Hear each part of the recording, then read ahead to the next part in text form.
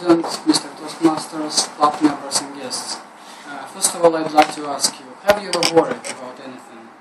I'm sure something has ever caused worry about any of us. Well, it's rather normal, particularly for a big city dweller. Moreover, it's absolutely normal for any Toastmaster club member while giving a speech, ice-breaking speech included. But when we get caught in an endless loop of our problems, when we think about them day and night, we stop living, at least sane living, and begin worrying.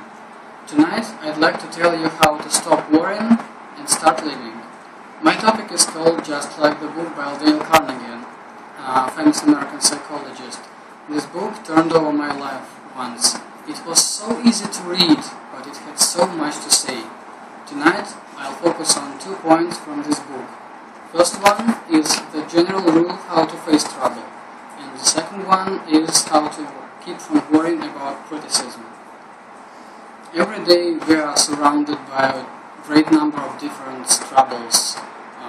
Being late to a business meeting, too little time for oneself, breakage of my computer, breakage of my cell phone, crowding on the ground, traffic jams, my boss who doesn't understand me, and so on and so on and so on.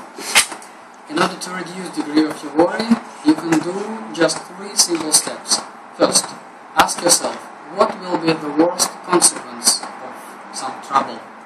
Second, reconcile yourself and accept the worst thing. And third, do your best to improve the worst thing or avoid it. When I first read about this rule, about this method, actually I didn't believe in it. Well, how can I improve the situation after accepting the worst consequence? But the rule really works. Not long ago, I worried about missing some lecture. Now it sounds stupid, I understand, but then it was very important for me.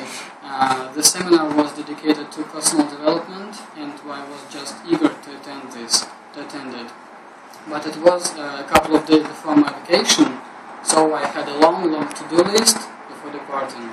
So I calmed down and asked myself, what will happen if I miss the seminar?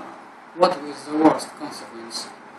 Actually, I won't get some knowledge, I won't get some information that is probably important for me. And so what?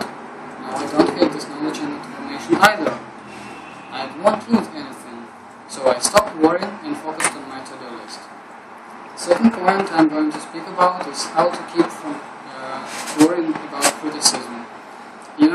Many of us worry about the wave of criticism they will face while presenting some project, discussing some idea, making their ice-breaking speech.